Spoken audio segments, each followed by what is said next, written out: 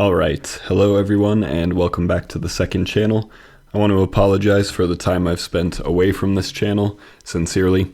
I was on a trip for a little bit and then I got sick because I just can't travel anymore without getting sick apparently. So I was gone for a minute because of that, but after that I don't really have an excuse. I mean, I did start graduate school, but I could have found time to do more here on the second channel, so I sincerely apologize for that. But we're back in the swing of things.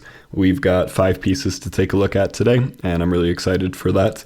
And we're going to go ahead and get started, but as always, I just want to read this. Keep in mind, I am not a professional reviewer. I'm just some guy on the internet who likes reading and writing. The opinions expressed in this video are only opinions. My interpretation of or reaction to the work will not be the same as everyone else's, for better or for worse. I will look for the good and the bad, but no matter what I say, don't be too hard on yourself. Just keep writing, and for those in the comments, please be respectful. Also, I'm so sorry for any mistakes or mispronunciations of names or words. If I come across a word that I don't want to say for whatever reason, I will replace it with the word blank. So with that, we can go ahead and get started with our first piece here. Looks like we've got 5 poems, although one of them is a song, if I'm not wrong, but we're going to read it as if it's a poem. As for this first one, this is called Charybdis Magnificently, and the user, or the person who submitted it, they asked to remain anonymous, which is totally fine by me. As for content warnings, they wrote an opaquely implied suicide attempt.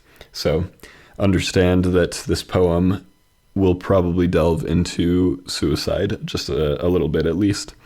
So as far as the title goes, Charybdis Magnificently. Charybdis is the whirlpool from the Odyssey. It was Scylla and Charybdis. I hope I'm pronouncing both of those correctly. But basically, the sailors, I forget the context in its entirety, but there was a pass that sailors had to go through to reach a certain destination. And you could either take like Charybdis's side or Scylla's side. And if I'm not wrong, Odysseus chose to avoid Charybdis, the whirlpool, and opted for Scylla, which was like a multi-headed dragon type thing. I don't remember all the details. But anyway, knowing that might shed some light on what the poem is actually about. So anyway, let's just read through it first, and then we'll get into potential analysis and critique. I'll be sleeping contentedly outside the dorm again, wandering lost in the dirt. Lot by Appleton. There's something pathetic about reading your sketchbook, but truthfully, I wish you were here reading mine. I'm spinning my story from Lido at midnight, wheel into warp to weft, threaded on the loom. The tide tangled the tape into a dark cyanide nest. That's the problem with solvents. Impending impermanence by turpentine theft. One note, a string plucked, the loom or the harp, the note written carelessly, but taken to heart. It promised I'd soon be lilting, all lackadaisy, hither and thither and wavering wonderfully, into a dream of forget-me-nots, flowering over the layers of snow fallen onto me, drowning uncertainties. I think it can get a bit hard to explain how there's some lies to grieve, and some that can't be left behind. Though there's no need to remember my name, because I'm the incredible, wholly unfathomable girl, Charybdis Magnificently. Wow, okay. All right. There's a lot to love there. Really enjoyable to read and to be heard aloud. There are a lot of lines that just read very smoothly and with a nice rhythm, and there were a few unexpected rhymes in there that were pretty good. So let's just take it piece by piece. It is a little cryptic almost. Maybe that's not the right word, but not entirely understandable on its face, right? It does require a bit of a deeper reading, and I appreciate that. So, I'll be sleeping contentedly outside the dorm again, wandering lost in the dirt. Lot by Appleton. There's something pathetic about reading your sketchbook, but truthfully, I wish you were here reading mine. Okay, so just based on the language, sounds like the speaker's in college, based on them saying the dorm. The Dirt Lot by Appleton, that, sounds like a local specific reference.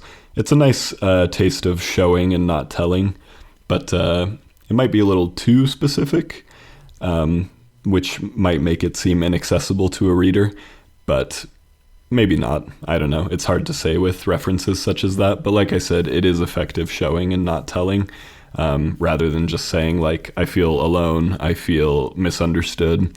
Saying wandering lost in the dirt lot, that makes more sense, right? That sounds more poetic, of course. And then the following two lines, there's something truly pathetic about reading your sketchbook, but truthfully, I wish you were here reading mine. A very relatable sentiment, and once again, it does feel more like showing and not telling, because it sounds like the speaker kind of wants the attention of this person, but at the same time, they feel bad for wanting it, and they feel like they shouldn't be giving them any attention. And so that's an effective way to communicate that sentiment without just saying it plainly or explicitly, right? I meant to say this kind of before we got into the analysis, but kind of just based on the last line, which is also the title, Charybdis magnificently. I kind of think the whirlpool is being used as a metaphor for like a downward spiral, or what seems like a downward spiral, and then that idea is kind of turned on its head. But let's see if that assumption is correct as we go on here. I'm spinning my story from Leto at midnight. Leto, I feel like that's another Greek mythological reference, but I can't remember actually. I'm spinning my story from Leto at midnight, wheel into warp to weft threaded on the loom. That's one of those lines that just like, oof, that reads really well. I like that a lot. And part of it is the alliteration, of course. And I mentioned this to somebody in my Discord server just recently. Alliteration can very easily sound like amateurish or even annoying. And so you kind of want to choose like creative words, and you want to make sure that your rhythm is not necessarily unique, but that it at least makes sense, right? And so I think wheel into warp to weft threaded on the loom, I think that line just has a nice rhythm to it, right? And then weft as a word is unique. That's not like a word that you hear in everyday speech. And so to put it next to wheel, warp, weft, it all sounds quite good together, I think. And then as for the whirlpool imagery, the word spinning is there, and then wheel, I think, is related to a whirlpool as well, in the sense that they're both circular, they're both spinning, of course. So that's kind of interesting. And maybe those images weren't even meant to connect to the whirlpool as an image, but I don't know. I just kind of like how that slots in nicely. The tide tangled the tape into a dark cyanide nest. That also reads pretty well. Maybe not quite as well as this line before, but still quite well. Let's see. How do they compare right next to each other? Wheel into warp to weft threaded on the loom. The tide tangled the tape into a dark cyanide nest. Yeah, pretty good. I don't know. I feel like the second half of this W line reads a little more smoothly than the second half of this T line, but on both fronts, the alliteration, I think, sounds pretty good. Anyway, that's the problem with solvents. Impending impermanence by turpentine theft. More good alliteration on both fronts. Good I noises, which I guess would actually, that's called assonance when it's a vowel sound rather than a consonant sound. So good assonance, and then here, good alliteration. Turpentine theft. If you've watched the second channel before, you know that I sometimes have a hard time when it comes to STEM lingo, and I know that like solvent is, like it's meant to harken back to chemistry, right? And so I'm not really sure what I'm meant to take away from that, if I'm being honest, but that's more a failing on my part than on the author's. I loved chemistry in high school, but I've honestly forgotten so much, and so I kind of forget what solvents even do for a liquid.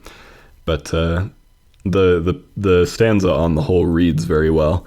It's just me having a hard time kind of unlocking what the imagery all means, what the metaphors all mean to that point. Anyway, the third stanza. One note, a string plucked, the loom or the harp, the note written carelessly, but taken to heart. That was one of those unexpected rhymes that I quite liked, harp and heart. It's like a simple rhyme, but it just kind of catches you by surprise, and the rhythm of the lines themselves makes it land really well, in my opinion. And we've kind of shifted metaphors. Before we were talking about, it seemed, STEM things a little bit at least. And then here we've moved on to music, and then I like too that we have a note, but it seems to be used in different contexts in each line, a musical note versus a written note. It promised I'd soon be lilting all lackadaisy, another good alliteration there, hither and thither and waving wonderfully. Hither and thither is okay, arguably a cliche. I do like waving wonderfully though, again because of the rhythm and alliteration. Into a dream of forget-me-nots flowering over the layers of snow fallen onto me, drowning uncertainties. Yeah, so again, the imagery just really communicates that the speaker is like feeling piled on top of, right? That's what I get from the snow image. Lilting all lackadaisy.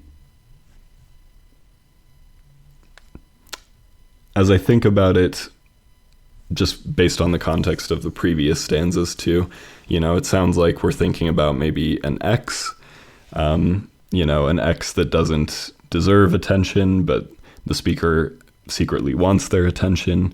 And by thinking about their attention, it's ironically just kind of creating more of a mess inside of them, right? It's making them more uncertain of themselves, more discouraged. That's kind of the sense I'm getting, but admittedly the language and the metaphors here are complex. And that's not like a bad thing, especially for readers who like complex poetry. But if you, the author, wanted to make it just a tiny bit more accessible, maybe some more grounding phrases would be helpful, like helping the reader understand like where the speaker is both mentally and physically, like the dirt lot in the first stanza. I felt like that was a good grounding line in terms of a physical location. There could be potentially more of those just to kind of help the reader orient themselves in terms of what is the speaker actually talking about here. That being said, it's really just kind of a matter of personal preference. Like I said, I love complicated poetry, but even this is just a tiny bit inaccessible to me. And that's really not a bad thing because I'm still enjoying like so many features of this. And so it just really depends on your target audience in a way. But I'd love to hear if anyone else is kind of unlocking what's going on here better than I can. Anyway, as for the last stanza, I think it can get a bit hard to explain how there's some lies to grieve and some that can't be left behind, though there's no need to remember my name, because I'm the incredible, wholly unfathomable girl, Charybdis magnificently. So this is interesting because this stanza feels a lot more plain, or at least it's written more in plain phrases and plain words. I think it can get a bit hard to explain how there's some lies to grieve and some that can't be left behind. As a reader, admittedly, I'm kind of wondering like how we got to this point. Like, is this person that the speaker is kind of obsessed with or pining over, did this person lie to them? And if so, how? And yeah, like, where did this come from, basically, is kind of my question. I do like those lines, though. There's some lies to grieve and some that can't be left behind, although arguably those lines are almost saying the same thing, because I feel like when you grieve something, it's because you can't leave it behind, right? Yeah, I think that's clear what I'm saying, right? And then as for the next lines, though there's no need to remember my name, because I'm the incredible, wholly unfathomable girl, Charybdis magnificently. I do like it as an ending, and even though I'm not understanding all of it, I kind of get the sense for the progression, I think. The speaker is kind of bouncing back and forth between, this loneliness and this depression versus kind of their magnificence, as they put it, right? And even though they're in a downward spiral, they feel that they're spiraling in a way that's fantastical, right? Like I said, I could be interpreting this whole thing incorrectly, but the language is strong, the rhythm and the alliteration all really strong. Author, if you want to make this just a tiny bit easier to decipher, like I said, more of those grounding phrases would certainly be helpful. And it's tough because like the phrases like that, they can't just spell it out entirely for the reader. You don't want to just hold the reader's hand, otherwise I think they'll just be bored, right? But there has to be like a few more indicators into where the speaker is mentally and to what these metaphors are referring, basically. It's a hard line to walk. It really is just one of those things that takes practice. Like, even I have a hard time with it, an extremely hard time. You should see what my workshop mates think of my poetry over at school. It's the kind of thing that comes with revision, and I don't know how many times this has been revised. It feels like a more fleshed out draft. So if it's a first draft, good job. It's a very good first draft. But yeah, that's the major thing I would point to. But in all the ways that make poetry distinct from prose, this is a good poem. Like, this is something I wouldn't find in prose, right? So really great job, Anonymous. Oh, you know what? I remember now, there was a content warning about as they put it, an opaquely implied suicide attempt, and I actually didn't really pick that up anywhere. With the cyanide, I'm not sure. Yeah, so again, maybe some more grounding would be helpful there. Anyway, I hope I made myself clear with all of that, but like I said, there's a lot of good here. We're going to move on to the next piece. This one is called It Grows, and the author is called Zippry, Zippry, I'm not sure. But if you want to check out more of their stuff, they are at ZIPPRY on Instagram. I think they said they don't have a ton of poetry on Instagram necessarily, but they do have comics and art and maybe poetry. I don't know. But if you want to see more of their stuff, this is where to find it. So, as a content warning, there is disturbing imagery as well as allusions to self-harm and violence. As a note, the author also wrote, "I'm actually dyslexic and writing can be quite hard for me." So I'll definitely keep that in mind as I read. And even with that being the case, you should feel proud. Like, writing isn't easy for anybody, but especially if you have dyslexia, right? So feel proud that you wrote this poem and that you submitted it and that you're working on it. That's great. Also, one thing I want to note before I fully get into it, this poem, or the PDF by which it was submitted, was longer than average printer paper, and so when I tried to print it, it just cut off like before the last stanza. So like there's one more stanza after this, so I just wrote it on the back there. I hope that's gonna be okay. But anyhow, let's take a look. It grows. Truly awful it grows, untouched by the mess. Deeply filled holes, a tightly woven nest. Plastic wraps around its folded form. I'm compelled to draw near, with a piece hanging off so easily torn, peeling back the protective veneer. Satisfaction unfurls within, as its eyes pool with wet, glistening tears. Limbs bending upwards, revealing its physique. Thrilling pulses pull me in every beat. Pressed up against me, latching on bittersweet. Unwanted yet it stays, leaking out an enigma I can't sway. It watches me at night, from the inside out, dripping liquid light, filling up till I have no doubt. I lie naked, fixated, and cold, as its untangled form takes hold, twisting into alluring yet unknowable shapes. A golden needle from each thin finger escapes. Its mouth wide open, a guttural beckoning emerges that summons my eye, as it binds my wrists where I lie. It becomes clearer and heavier like lead. A song is produced from plucking the threads. Sitting on my bare chest, it sings as it weaves textured fabrics into strange new things. I should know better, yet still I embrace the knife's warm tether. As the sun pierces the night's dark space, from my belly I pull guts and grunts, like delicate lace, sliced thick on scorching pavement. And it's just like in bed, for there it lies, swaddled in red.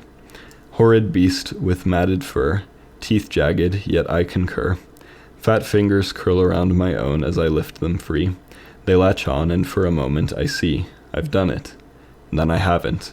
The untangle is just that, elusive, revealing what I lack. Continued misunderstanding, repeatedly uncovered, between myself, and the world, and others. There is blood on the pavement, entrails in the grass, and my own broken body. Okay, so first off, I want to say, genuinely, congratulations on writing a poem that rhymes. That's not easy to do, like, legitimately. No matter how complicated or simple the rhymes, it's not an easy thing to do. It's really not. So, way to go, seriously. My second impression, initially, is, again, it just feels like it needs kind of more to help orient the reader a little bit, to give a better idea of what the speaker is actually seeing and where they are physically. But let's reread it, let's go through it and see if that's actually the case or if that's just kind of an incorrect first impression on my part. So, truly awful it grows, untouched by the mess, deeply filled with holes, a tightly woven nest. So first of all, I actually like grows and holes as a slant rhyme. Mess and nest is technically a slant rhyme too, even though it kind of fits a little better. So both good rhymes. And a pretty good opening stanza for that reason. The rhyme definitely helps the effect. At the same time, it's pretty abstract for an opening stanza. And we kind of get more context as we go on, but there's not much for the reader to grab onto initially, if that makes sense, besides the rhyme, which is good. And so the next stanza reads, plastic wraps around its folded form. I'm compelled to draw near, with a piece hanging off so easily torn, peeling back the protective veneer. More good rhymes. I like veneer and near, even though that's technically the same exact sound. I mean, that's what a rhyme is, right? Sorry, that was a stupid thing to say. Basically what I mean to say is veneer is a unique word to use in a poem. I feel like I don't see that often. And again, I feel like I understand that this is meant to be kind of abstract and it's meant to be like, you know, horrific in the sense that it's gross and unnatural, obviously. And it's pretty good, like, if we're talking genre. This would probably make a pretty effective, like, horror poem, even though it is just kind of body horror up to this point. And so I'm kind of curious, like, if that was the intended genre. Is it meant to be horror, or is it meant to be a larger metaphor for something else? Let's see if we can find out. Satisfaction unfurls within, as its eyes pool with wet, glistening tears, limbs bending upwards, revealing its physique. Thrilling pulses pull me in every beat, pressed up against me, latching on bittersweet. Unwanted, yet it stays, leaking out an enigma I can't sway. That last line, leaking out an enigma I can't sway, I don't know, that's a little hard to follow. Like, is this thing that the speaker is describing, it's leaking out an enigma that the speaker can't sway, or I don't know. What was my other reading of that line? I mean, that's what it sounds like on its face, right? That, like, whatever this thing is leaking something, and the speaker can't understand. What does it mean that they can't sway it, right? Like, is it a living thing? The thing that is this already living thing leaking out another living thing? And is the speaker supposed to be able to sway it? Like, this is the hard part with rhyming, is like you have to find a word that rhymes, but also a word that makes sense. And here, I'm not sure if sway is making sense just with the rest of the sentence. Sway could still be the rhyming word, but I think it just needs a different context, if you catch my drift. That being said,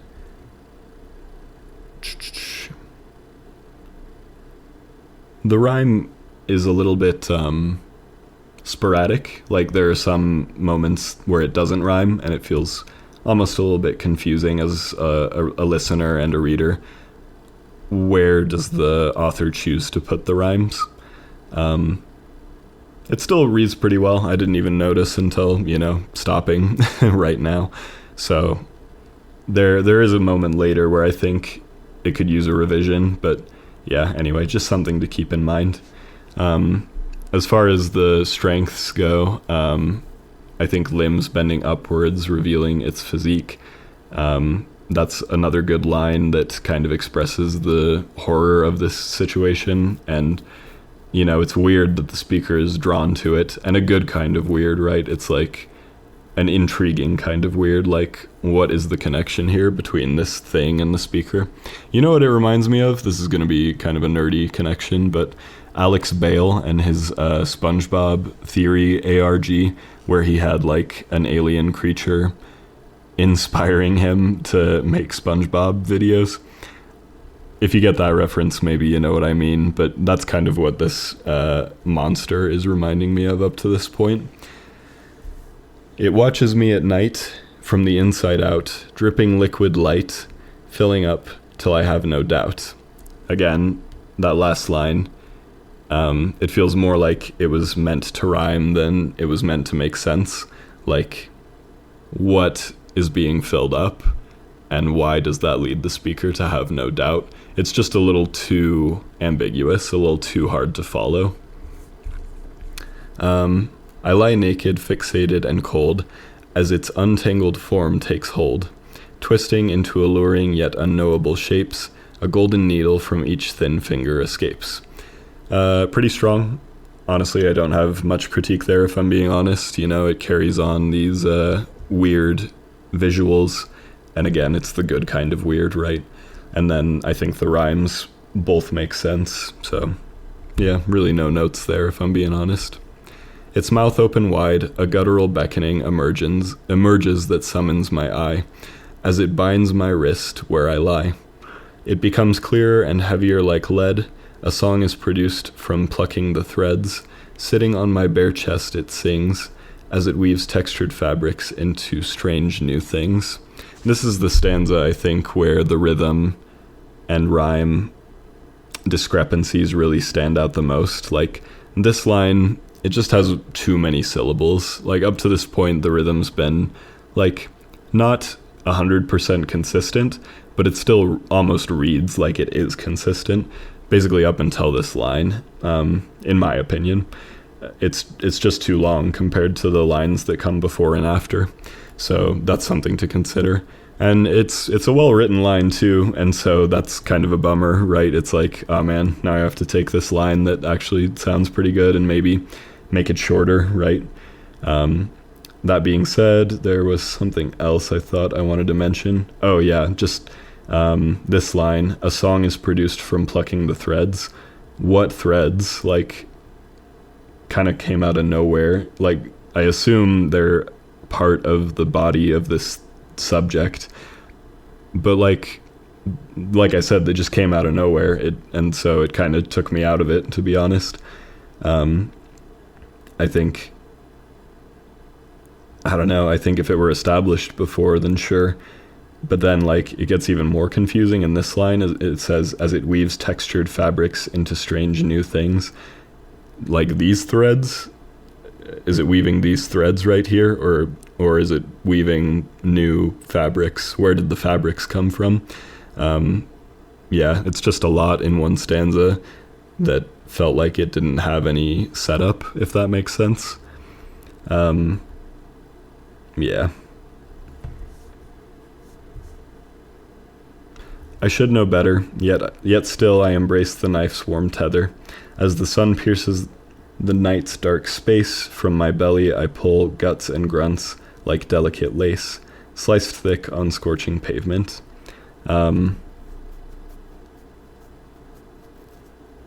Yeah, again, it just feels like there needs to be more setup here. Like, what it sounds like is the creature is disemboweling the speaker, basically. Or that the creature cut the speaker open and now the speaker is disemboweling themselves.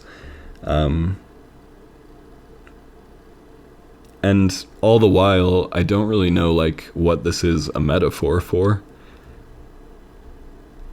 Yeah. Is it just self-harm in general? Like, the paradox that, like, hurting yourself could potentially feel good? And by the way, don't harm yourself in any way, right? Like, no matter, like, anyone who's listening to this, do not engage in self-harm, please. Yeah, I don't know. It's hard to say, like, what this has all been about.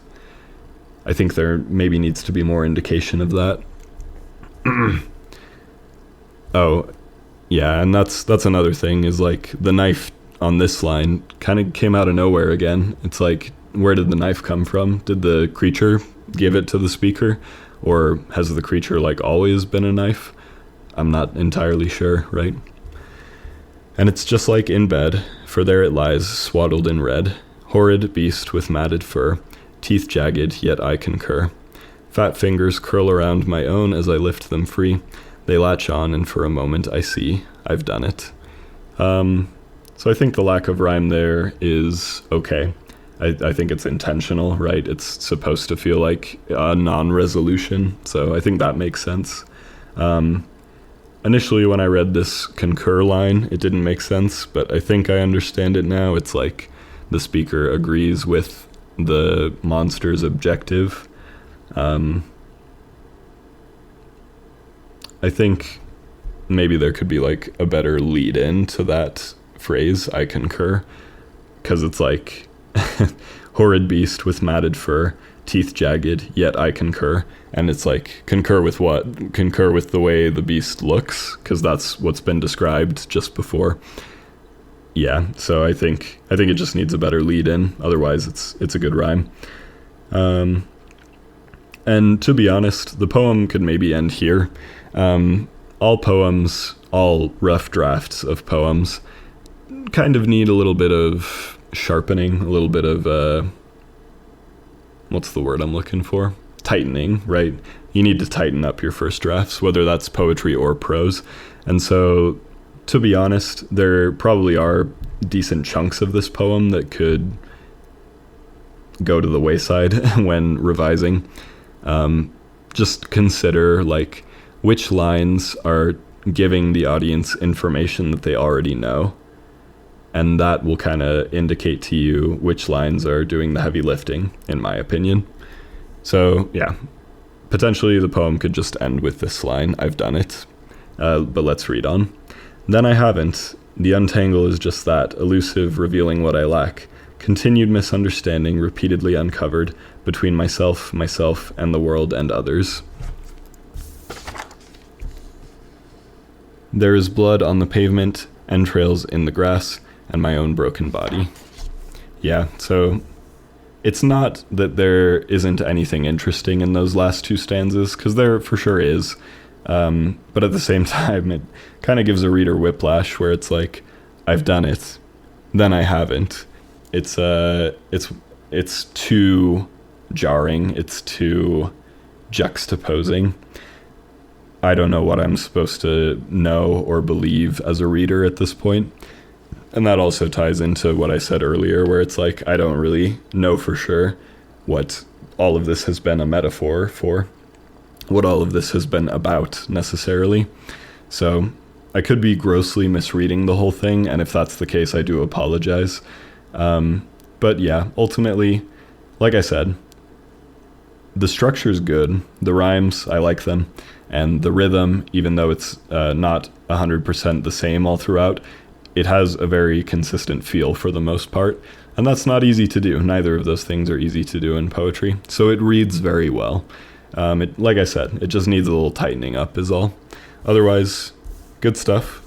Once again, this one came to us from Zippry at Zippry on Instagram. Thank you very much for submitting this. It was really interesting to take a look at all the features, and there is strong language and strong imagery here, and it does, I think, have the intended effect of making your skin crawl a little bit. But yeah, like I said, just a little bit of tightening up is all. And with that, we're going to move on to our next piece, which is called Ghosted by prismkidd. No content warnings on this one. If you want to find more of their work, it's at prismkidd, prismkidd on YouTube. And they are a songwriter and poet. And as it turns out, there's actually a demo version of this work, this poem, on prismkidd's YouTube channel. So this apparently also comes in song form, and so we're going to take a look at maybe some of its musical features. I'm not really a songwriter. I'm an enjoyer of music, average music enjoyer, you might say. Anyhow, excuse me, sorry. prismkidd also wrote, "I'm nervous as hell as I'm typing and submitting this, but my hope is that this work can help other people who might relate to it with those feelings, and maybe inspire others to find the courage to submit their works too." That's awesome. Way to go, prismkidd. Way to overcome your nervousness, or even though it was there, you still went through with it, and that's awesome. So let's take a look. This one's called Ghosted, (happy for you) by prismkidd. I never got your message, even though I was waiting. Even if it's not a lie, I really don't know why I was ever worried. You never got my call, even though you're the one who told me to call. Somehow I knew you didn't really want to keep in touch at all. You know what you like, you do whatever you want to, and you get by just fine. I'm so happy for you. You do what you can and don't do what you won't do. Living life without a plan, I'm so happy for you. It's okay, okay, okay. I won't let good memories make me blue. Taking it day by day by day by day. Oh, yeah, I'm so happy for you. I don't know who I am. I haven't got a clue. I lost myself somewhere back in 20XX without meaning to. But I like to think I made a change. Still somehow I stayed exactly just the same as you. You found where you fit in after all that you've been through. You have a crowd you belong with. I'm so happy for you. You're better off without me. And it sucks, but it's true. Now that I'm out of the picture, I'm so happy for you. Gotta move on, move on, move on. I won't let good memories make me blue. Time to say so long, so long, so long. Oh yeah, I'm so happy for you. I don't know what I like. I do whatever I have to do, and I get by just fine. I'm so happy for you. I do what I can and don't do what I can't do. Living life by my own plan. I'm so happy for you. I don't know where I fit in after everything you put me through. Just me, myself, and I now. I'm so happy for you. I'm better off without you. Yeah, it sucks, but it's true. Now that you're out of the picture, I'm so happy for you. It's okay, okay, I'm okay. I won't let good memories make me blue. Taking it day by day by day by day. Oh, yeah, I'm so happy for you. Gotta move on, move on, move on. I won't let good memories make me blue. Time to say so long, so long, so long. Oh, yeah, I'm so happy for you. Yeah, I'm so happy for you. Yeah, I'm so happy for you. I never got your message, even though I was waiting. Okay, so I think it's pretty clear that this is a song when you read it like this.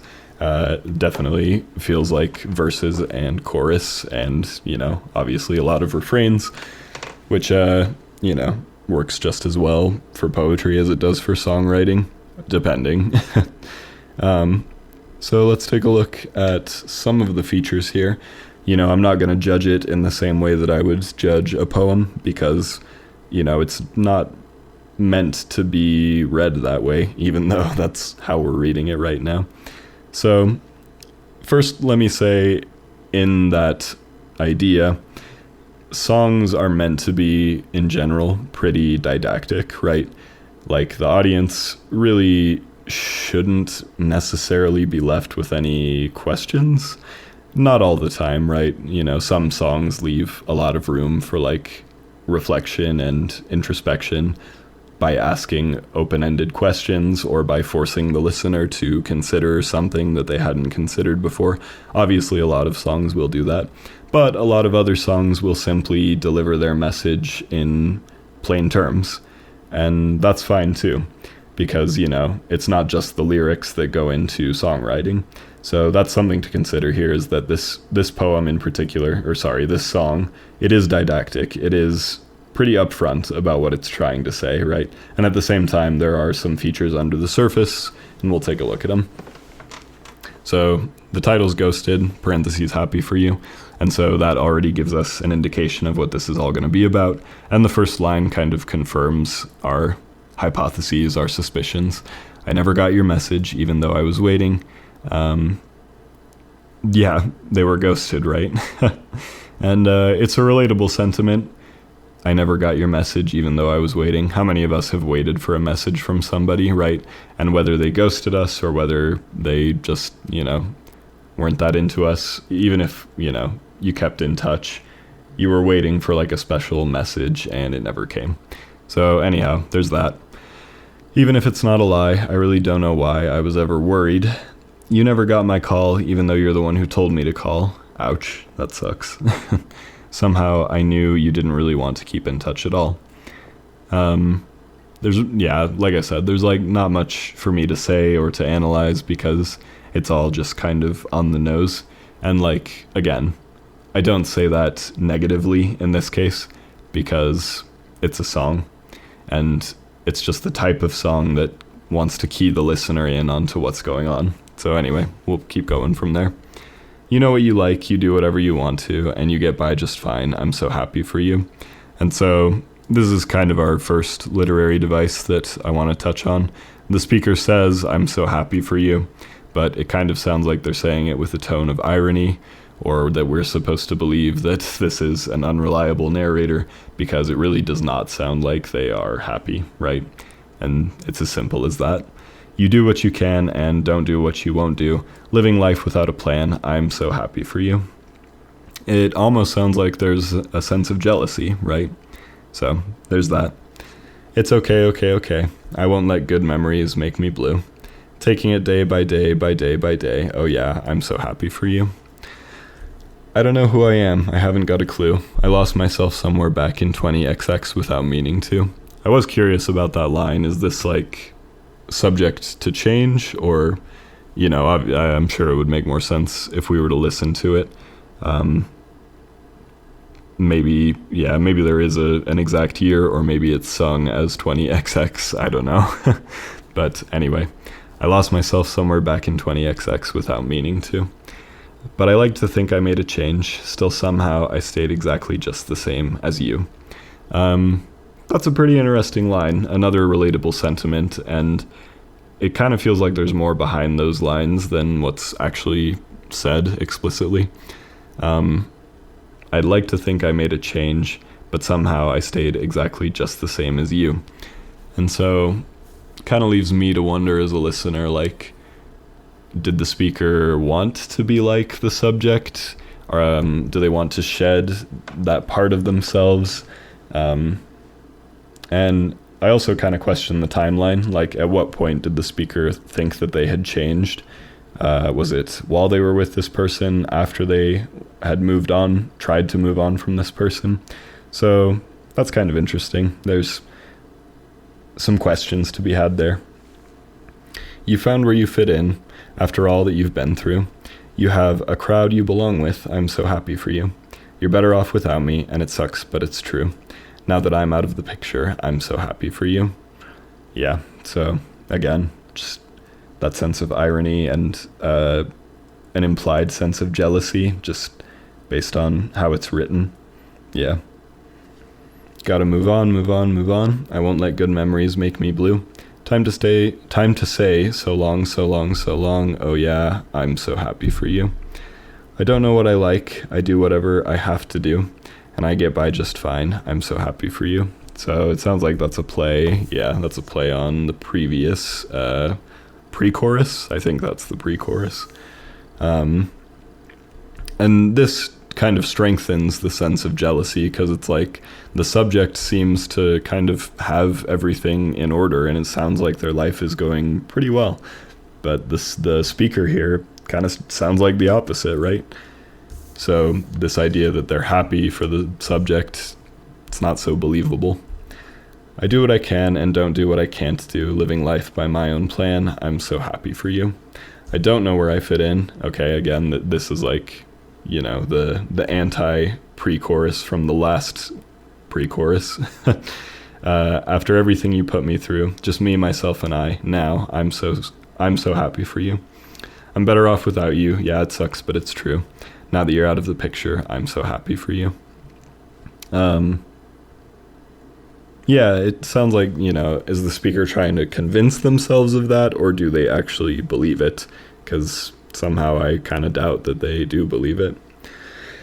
And then some repeating of the chorus, it sounds like. So, yeah. I am not a songwriter, so I don't know that my advice means all that much here. In general, I don't know how much my advice means anyway, but especially here. Though I will say, maybe there are some phrases here that could be replaced with something maybe just like a little more unique. I swear I had one example in mind specifically. Let's see, where was it?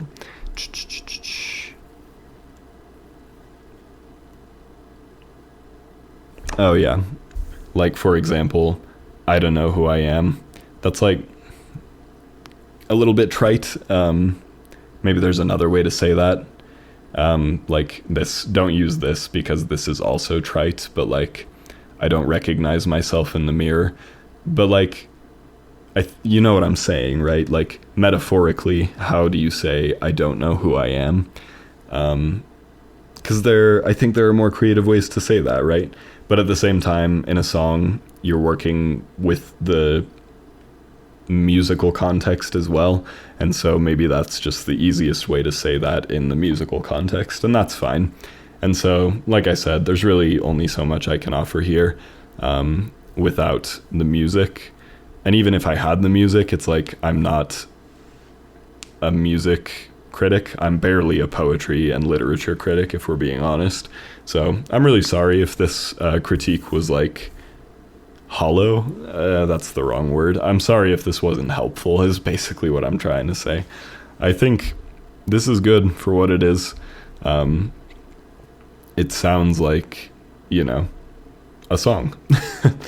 And what more do you need, right? So I do want to give this a listen as soon as I'm done recording here, and I will probably drop the link in the description, along with, of course, the link to prismkidd's channel. So this was neat. I do like seeing stuff on top of poetry. Don't get me wrong, I love the poetry, but it's fun to see song lyrics and short stories too. So this was cool. One more time, this came to us from @prismkidd on YouTube. PRISMKIDD, all one word, if you want to check out their music and whatever else they've got on their YouTube channel, perhaps poetry, we don't know. I will for sure be checking that out though. And with that, we're going to move on to our fourth submission. This one is called I Used to Get Sad by Agility. They have not published their stuff anywhere yet, and no content warnings on this one either. They did leave a note, however, saying, I was feeling pretty gloomy when I wrote this, and it shows. Still, it's one of my better works, so I thought it'd be cool to hear your thoughts on it. I never studied poetry or how to write it, so it'll be interesting to hear some analysis from someone who actually knows something about poetry. And let me emphasize, I only know something about poetry. I don't know everything. I don't even know a lot. I just know something. So, this is I Used to Get Sad by Agility. I used to get sad. Guilt weighed heavy on my heart. I had so many regrets, each drop of ink. I find myself disturbed by blank pages. My life is a conduit through which script flows onto the page. I don't wish to cut the cord. The well is running dry. Is there a limited number of tears we can shed in our lifetime? For when we cry, we touch an infinite sea of tears. How could we ever stop drawing from it? Sorrow so often feels all-encompassing. I let go of her. Is this what comes after? Did I bury my oceans with her, or did she drown under them? I wish I could cry at her funeral. I am haunted by blank pages. Days become months as I stare lost into emptiness. My heart as my soul, like the pages. I wrote tragedies, the well is running dry. Maybe that's for the best. And I still see you, a star shimmering through my pelagic mists. I should let you go. I should let you go too. No stars ever shine in my plays. I used to get sad. I never really got better. I just let the well dry up. The ink was never mine to begin with. Oh, and that's where it ends. Okay, so there are some interesting features here. I will say, you don't have to study poetry, like, in the academic sense. You don't have to in order to write good poetry, right? Like, maybe I'm misremembering, but like Shel Silverstein, right? He didn't really have a poetry writing background. He had a songwriting background, and that certainly like helped him in his writing poetry. But he was still a great poet, even though, you know, I don't think he studied poetry like academically or professionally. He just supposedly wrote a lot of poetry, and that made him a better and better poet, we suppose. I will say, even if you don't study poetry in school, I think anyone who wants to write poetry should be reading a lot of poetry. And I honestly think the more you read poetry, both good and bad poetry, the better you will become, genuinely. Like, the reason I say that upon reading this poem is I feel like there are certain phrases here that just seem a little too on the nose, and I think maybe the more you read poetry, the more you kind of realize, okay, these are the phrases that I should avoid. These are the types of phrases that I should be writing more of. So for example, just in this first stanza, I used to get sad, guilt weighed heavy on my heart. Like, that, both of those phrases are kind of simple, and even though guilt weighed heavy on my heart is a metaphor or a personification in a way of guilt, that's just a very common phrase, right? To say that something weighs heavy on my heart. And so I think there are more interesting ways to say things like that. So that's what I'm getting at there. I think the more you read poetry, the more you can avoid phrases like that. And then the next line is similar. I had so many regrets. But then this last line of this stanza is kind of interesting. Each drop of ink. I'm left wondering, what does that refer to? And so maybe that should be the first line of the poem, right? Because it creates a sense of intrigue. And let's carry that thread through here as we continue. I find myself disturbed by blank pages. Yeah, relatable. It sounds like writer's block, if you ask me. My life is a conduit through which script flows onto the page. See, that's like a poetic way to say something, right? It's maybe a tiny bit clunky, but at least it's unique, I think. I don't wish to cut the cord, the well is running dry. I don't wish to cut the cord. I can only assume that that means, like, I don't wish to give up, but, you know, you associate the phrase cut the cord with, like, newborn babies, and I don't really understand what it means in the context of what came before it. So, there's that.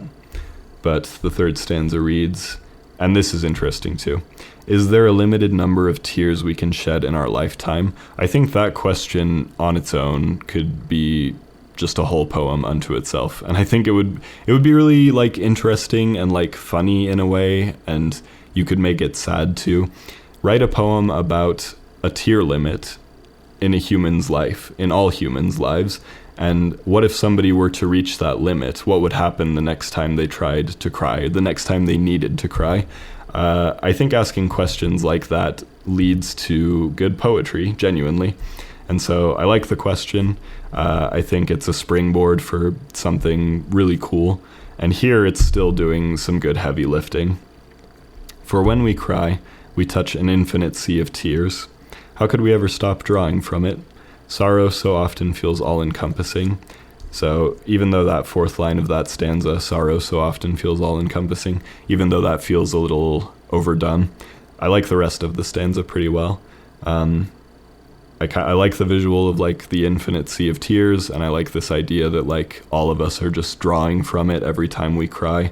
So let's keep that in mind too. So we have these interesting ideas like drops of ink, a well that's running dry, an infinite sea of tears. These are all kind of interesting visuals and metaphors. So yeah, we'll just keep with it. I let go of her. Is this what comes after? Did I bury my oceans with her, or did she drown under them? I wish I could cry at her funeral. This is kind of like the previous pieces we've been looking at. This is a stanza that just kind of comes out of nowhere. Like, who is her? What's the relationship to the speaker? Sorry, I apologize. One of my writing professors, and he was a professor of both fiction and nonfiction, not poetry, so, you know, keep that in mind as I say this. But he would always say that good writers never withhold.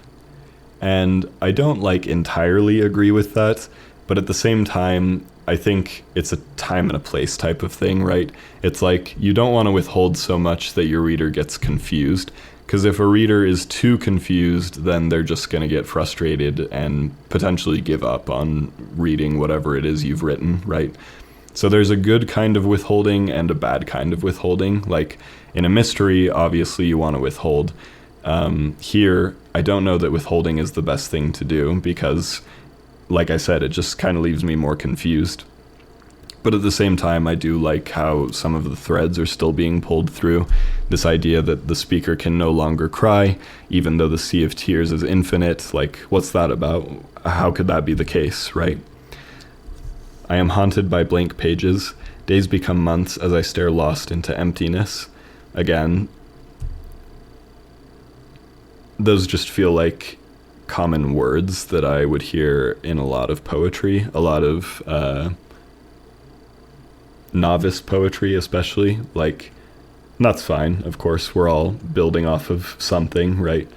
But like, days become months, that's a common turn of phrase, and I stare lost into emptiness doesn't really move me as a metaphor. I think there's a better way to phrase that, or an even more interesting metaphor you could uncover in its place. My heart as my soul, like the pages. I don't really understand what that line means, if I'm being honest. It's like two similes, but neither of them track. My heart as my soul, like the pages. I think there must be a typo in there, because that, yeah, it just doesn't track. I wrote tragedies, the well is running dry. Maybe that's for the best. And I still see you, a star shimmering through my pelagic mists. I'm going to be honest, I'm not familiar with this word, and in that sense, I'm glad that it's here, because it kind of adds another layer to this whole thing. So that's interesting. I'll have to look that one up when I'm done here.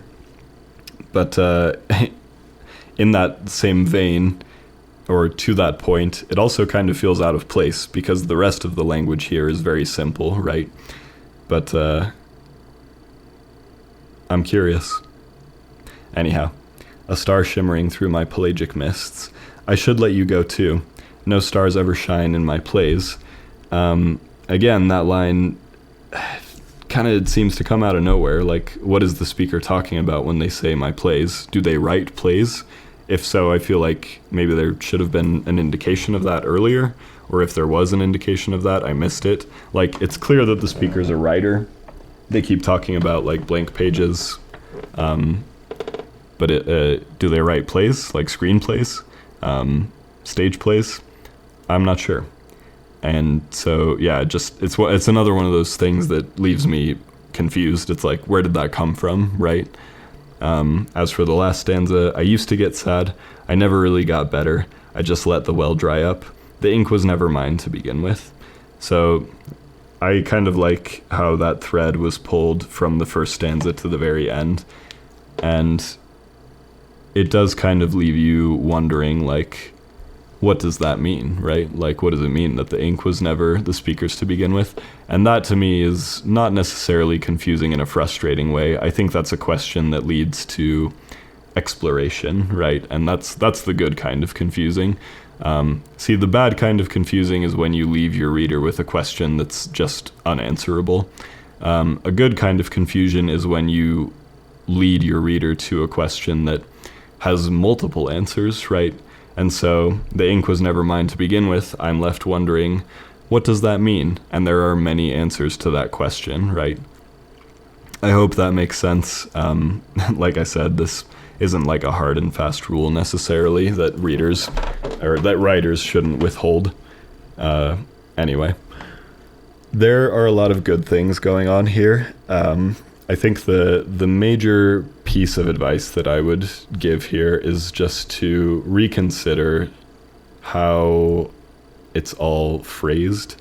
Reconsider the word choices, the turns of phrases, because, like I said, there's a lot of good here. I like the ink, I like the tears, and like I said, there are pieces of this poem that I think would turn into other great poems, which is cool.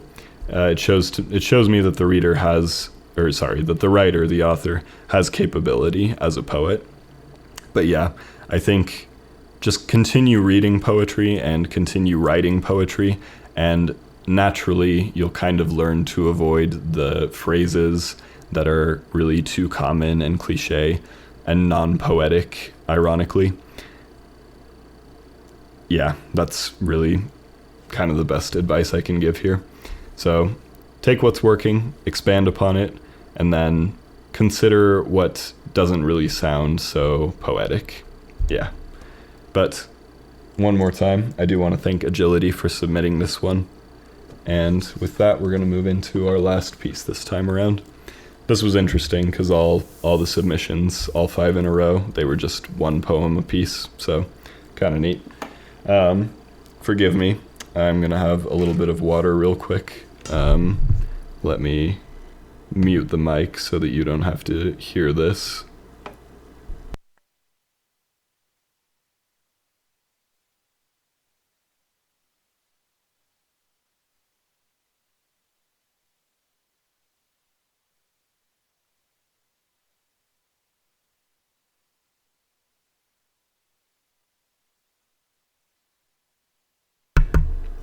Okay.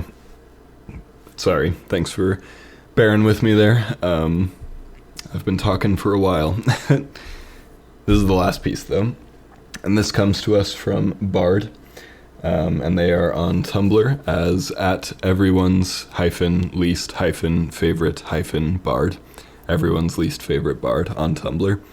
This piece is called A Defense of Unloved Houseplants, which I think is a strong title, personally. I think it really invites the reader just all on its own, right? Get creative with your titles, but make them make sense, too. It's hard. Titling is hard. I'm terrible at it. But anyway, let's get into it.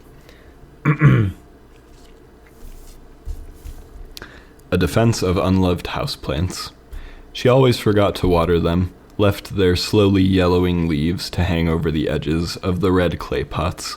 I never felt too strongly about how she left so many loose ends and untied threads in the wake of dying crotons and marigolds from Mother's days past.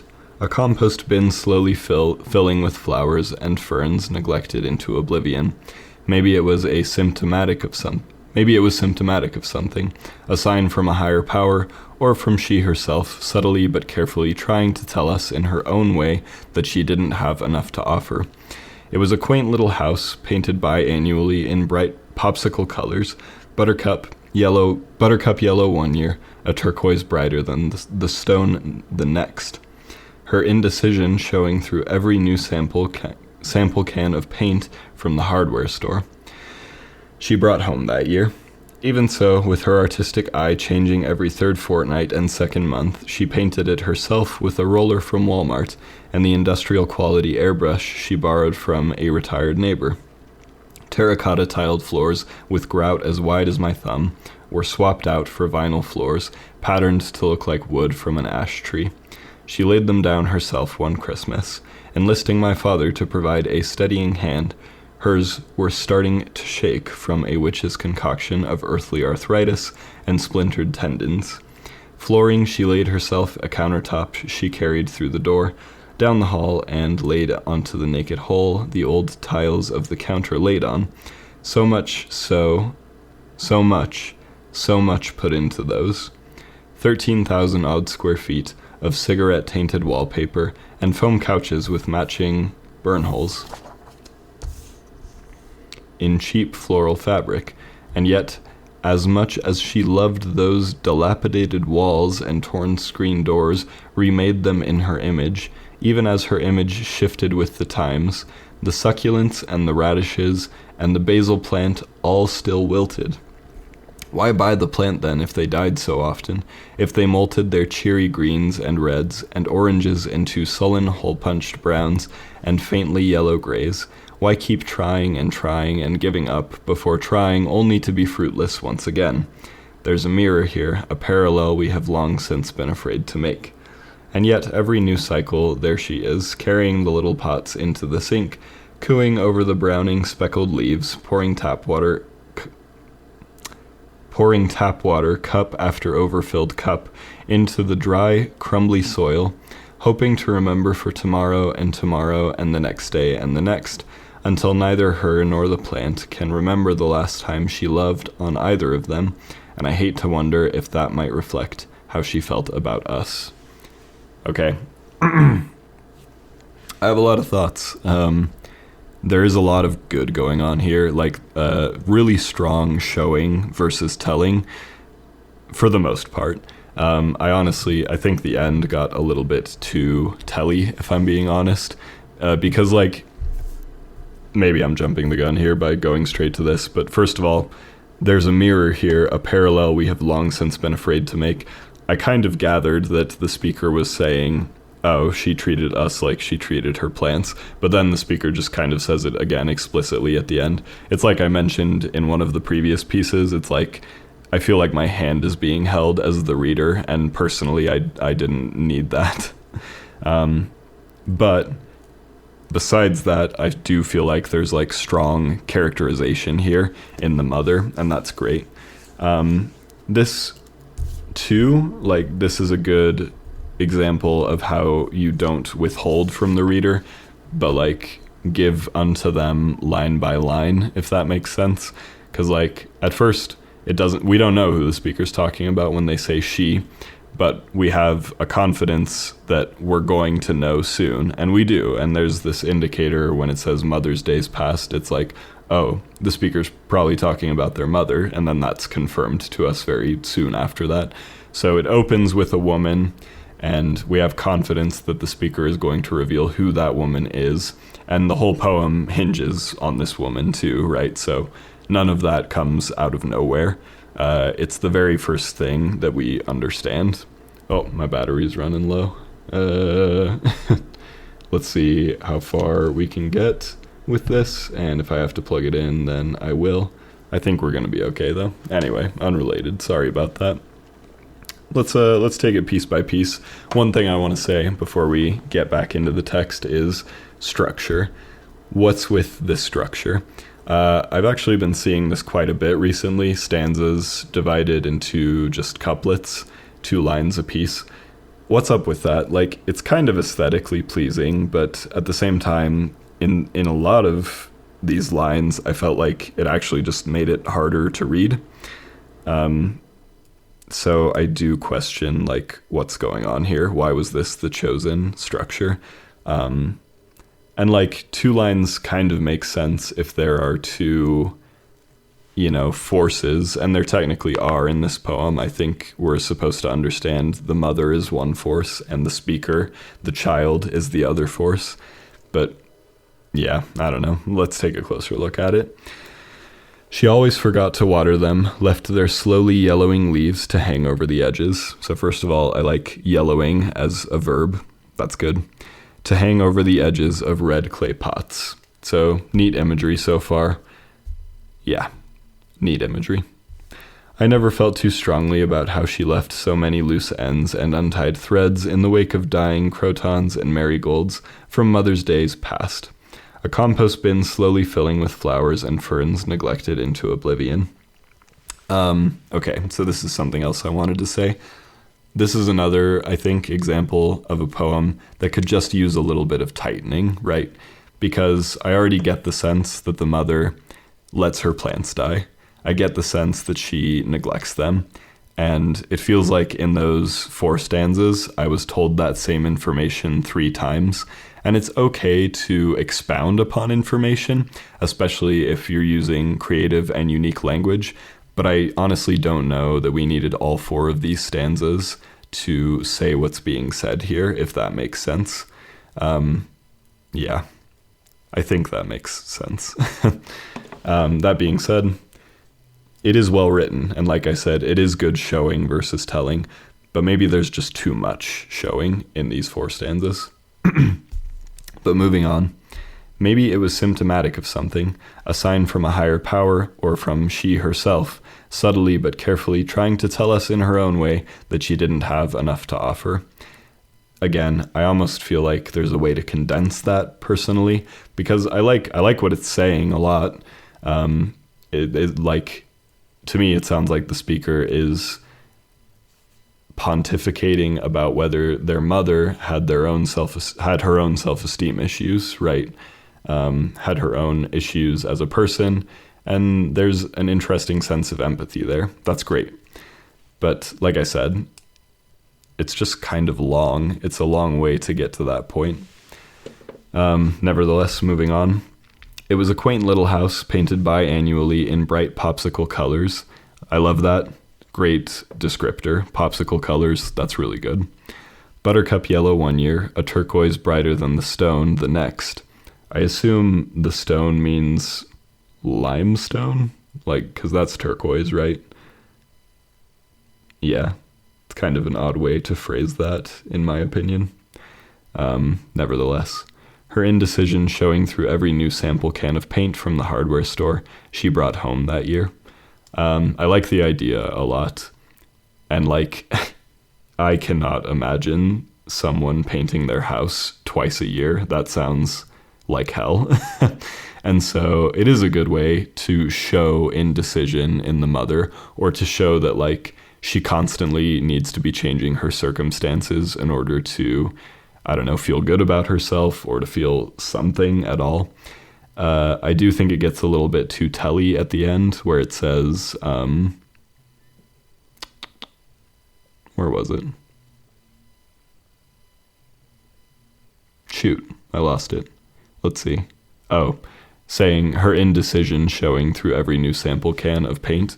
It's like, maybe there's another way to indicate that this is a symptom of indecision or unsurety in oneself than by saying the word indecision right there, literally, explicitly.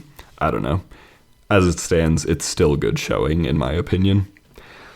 Even so, with her artistic eye changing every 3rd fortnight and 2nd month, she painted it herself with a roller from Walmart and the industrial quality airbrush she borrowed from a retired neighbor. Again, that's a long sentence right there, and it's almost hard for the reader to follow, especially when it's broken up into 2 stanzas like that. I think that sentence just really needs some tightening up. Terracotta tiled floors with grout as wide as my thumb were swapped out for vinyl floors patterned to look like wood from an ash tree. She laid them down herself one Christmas, enlisting my father to provide a steadying hand. Hers were starting to shake from a witch's concoction of early arthritis and splintered tendons. I read that incorrectly on the first go-around. Sorry about that. Again, while it is good showing, I can't help but feel like a lot of it is telling me information that I feel like I already know, if that makes sense. Again, we could probably fix that just by tightening things up a little bit, making the lines a little bit shorter, and then it wouldn't feel like I'm taking in the same information so much again. Yeah, it's really just about knowing what to delete on the second draft. And maybe by the second draft you find that you add some things too, some different things, right? But up to this point, all this like home renovation stuff, all these changes in the house, they kind of just seem to communicate the same thing to me, that the mother is just kind of in this constant state of unsatisfaction, and that she really just feels the need to change things up, right? And that she has to have a project all the time. And like, that's relatable. I feel like, I don't know, I feel like I see that in my friends' parents, for example. Like, I can think of a specific parent of one of my friends who is like this. So cool. Relatable. That's good that you're touching on something that other people will probably click with, right? Just make it a little snappier is all. Anyway, flooring she laid herself, a countertop she carried through the door, down the hall, and laid onto the naked hole the old tiles of the counter laid on. That phrase is really confusing. It uses the word laid twice. And laid onto the naked hole the old tiles of the counter laid on. Yeah, it's another long sentence, and it's just hard to follow like which subject you're talking about. Yeah, it just like break it up into smaller sentences, and that's like so hypocritical of me to say. That's one of my biggest weaknesses as a writer, is like my sentences are way too long, sometimes too unfocused. I really need to just like shorten things for the reader's sake. So anyway, just know that I struggle with this too. Anyhow, so much put into those 13,000 odd square feet of cigarette-tainted wallpaper and foam couches with matching burn holes. That's good showing, and that makes me feel like I'm learning information that I did not know before, so I appreciate that. In cheap floral fabric, and yet as much as she loved those dilapidated walls and torn screen doors remade them in her image, even as her image shifted with the times, the succulents and the radishes and the basil plant all still wilted. Why buy the plant then if they died so often, if they molted their cheery greens and reds and oranges into sullen hole-punched browns and faintly yellow grays?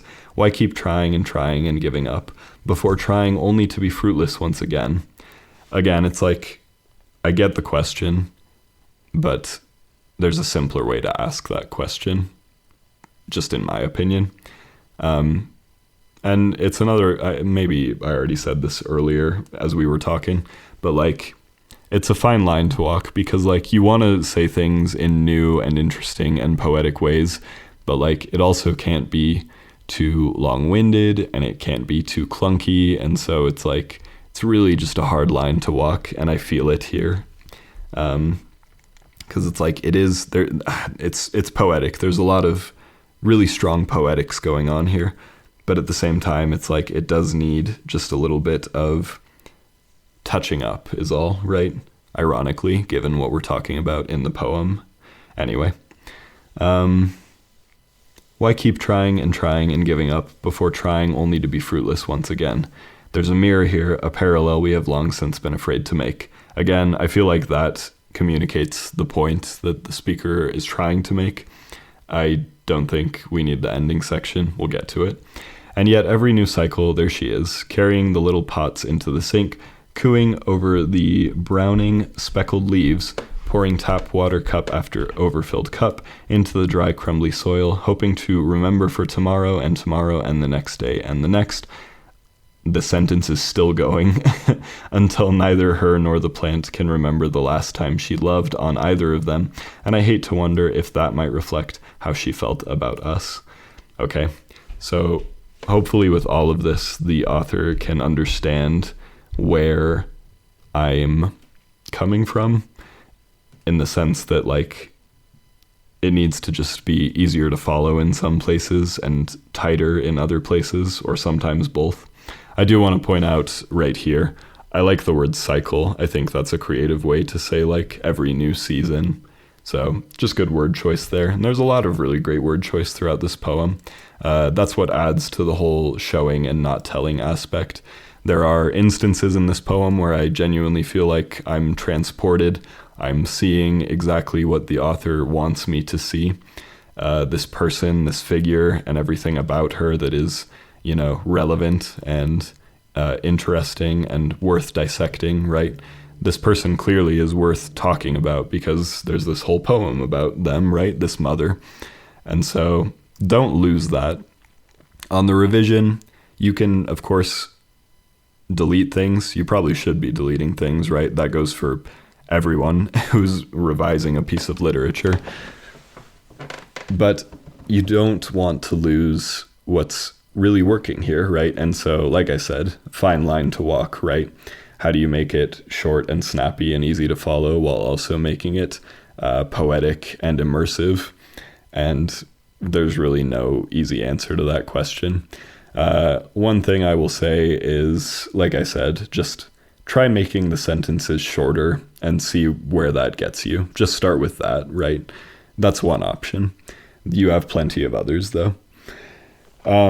So yes, a lot is working here, and I really can't wait to see the next draft, because I'm sure it's just going to be that much more focused and that much more interesting. And I think everything that's working is going to be emboldened by everything that is fixed, everything that is changed in the second draft. That's just my opinion. I have a lot of faith in you, everyone's least favorite bard, and you're my favorite bard now. Sorry, whether you like it or not. I do have a lot of faith in you, because like I said, there's just so much good that's happening here. I think on the next draft, it'll be that much better, truly. So, one more time, that one came to us from everyone's least favorite bard on Tumblr. And that one is our last one for the day. So a lot of really great submissions here. A lot of really similar feedback for a lot of them too, which kind of interesting. So anyway, we're going to end it there. Huge thanks to everyone who submitted, our anonymous submitters, and Zippry, prismkidd, Agility, Bard. Thank you guys a lot. I hope this was helpful, and never stop writing. I want to reemphasize that. I hope my critiques didn't sound too negative, because really in all of these pieces, there was something for me to latch onto and something for me to say oh, that's interesting. I want more of that. I want to keep reading the poem because of that. And so there is a lot of good going on here. I just can't reemphasize that enough. So keep writing, keep revising, and I'm just sure that all of this will get better.